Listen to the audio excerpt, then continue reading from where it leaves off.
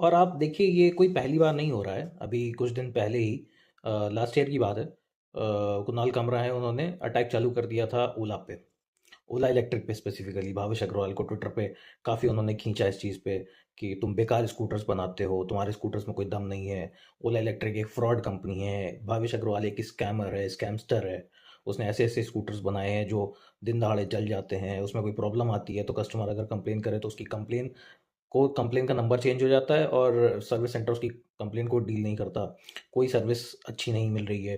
तो इन्होंने इस तरीके से पूरा एक कैंपेन चलाया था ओला के खिलाफ, और वो भी पूरी तरीके से पेड कैंपेन समझ में आ रहा था। क्यों ऐसा क्यों, मतलब लगता है कि पेड कैंपेन है या क्या रीज़न है उसके पीछे? आप कभी भी नोटिस करेंगे, अगर किसी चीज़ में प्रॉब्लम आ रही है ना, प्रॉब्लम बहुत लोग फेस करते हैं। जिनके पास टाटा कार है, टाटा की कार्स में हमेशा कुछ ना कुछ प्रॉब्लम आती है, और उसकी जब सर्विस सेंटर लोग लेके जाते हैं तो सर्विस सेंटर वालों का भी बिहेवियर कोई बहुत अच्छा नहीं होता।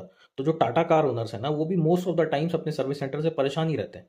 तो इसका क्या मतलब है? टाटा अच्छे लोग नहीं है, टाटा अच्छे से बिजनेस नहीं करना चाहता, टाटा की कंपनी खराब है या टाटा के प्रोडक्ट्स खराब है, ऐसा नहीं है।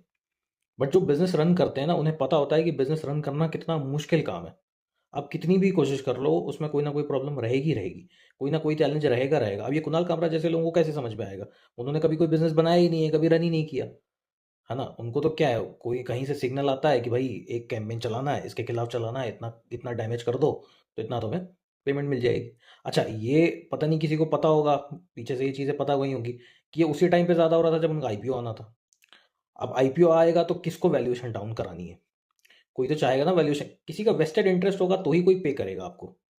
तो ओला के खिलाफ कौन होगा? जाहिर सी बात है, कोई ना कोई कॉम्पिटिटर होंगे। वो नहीं चाहते होंगे कि ओला एक इंडियन स्टार्टअप आगे बढ़े। ठीक है, जो फंडिंग हुई है, जो इन्वेस्टमेंट हुआ है, हो सकता है उसमें बाहर के इन्वेस्टर्स भी होंगे। बट आप ये समझिए कि उसमें जो फाउंडर्स हैं वो इंडियंस हैं, और वो इंडियन मार्केट के लिए कुछ करना चाहते हैं। इसी तरीके से हुआ था ब्लू स्मार्ट मोबिलिटी के साथ। उसमें भी कुछ ना कुछ फंड्स का इधर उधर हुआ था प्रॉब्लम। उसके खिलाफ भी बहुत ज़्यादा न्यूज़ में कैंपेन पूरा चला। फिर ब्लू स्मार्ट की पूरी वैल्यूएशन डाउन हो गई।